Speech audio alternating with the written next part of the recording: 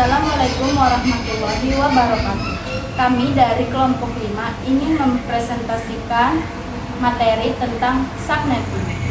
Pertama, saya akan menyebutkan anggota yang berada di kelompok 5. Yang pertama ada Anggul Fatimah, Nafisa Inayatila, Naila Maulida, dan Ia Meiliana Habibah.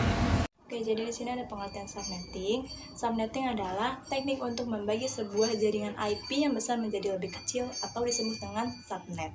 Teknik ini memungkinkan penggunaan alamat IP menjadi lebih efisien, meningkatkan keamanan, dan mengurangi lalu lintas jaringan. Subnetting juga mempermudah manajemen jaringan karena setiap subnetnya dapat dikelola secara terpisah.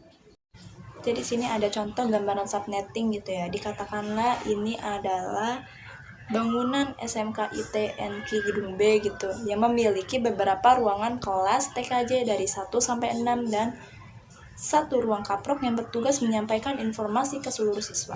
Karena jumlah siswa TKJ terus bertambah, gedung menjadi padat dan tidak bisa menampung jurusan lain.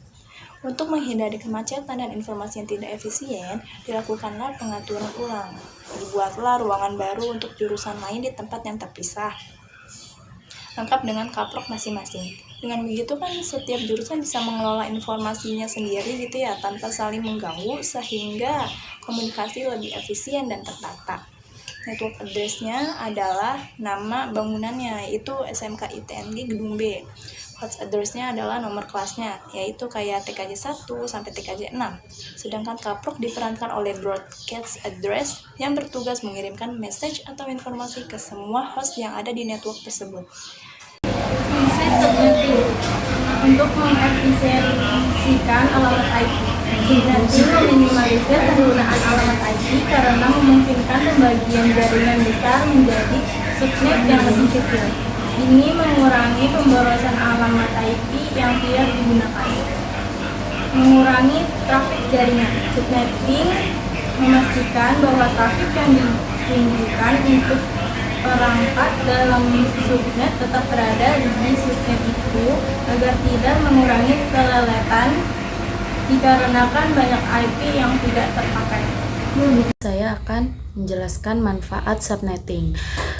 Subnetting dapat mengoptimalkan kinerja dan kecepatan jaringan. Teknik subnetting dapat mengoptimalisasi untuk kinerja jaringan, walaupun sebuah organisasi memiliki ribuan host device. Mengoperasikan semua device tersebut di dalam network ID yang sama akan memperlambat network. Yang kedua, mempermudah manajemen jaringan. Subnetting dapat membantu mempermudah manajemen jaringan dengan membagi jaringan menjadi subnet yang lebih kecil dan lebih mudah dikelola. Selanjutnya di sini ada contoh soal. Di sini diketahui alamat IP 192.168.1.100 dengan subnet mask slice 24 atau 255.255.255.0. Di sini kita diminta untuk mencari IP network, IP broadcast, serta rentang alamat host yang valid. Pertama-tama kita akan mencari atau menentukan IP networknya. Jadi IP network adalah bagian awal IP address yang menentukan jaringan. Nah, pada subnet mask 24 ini, IP network dari 192.168.1.100 adalah 192.168.1.0.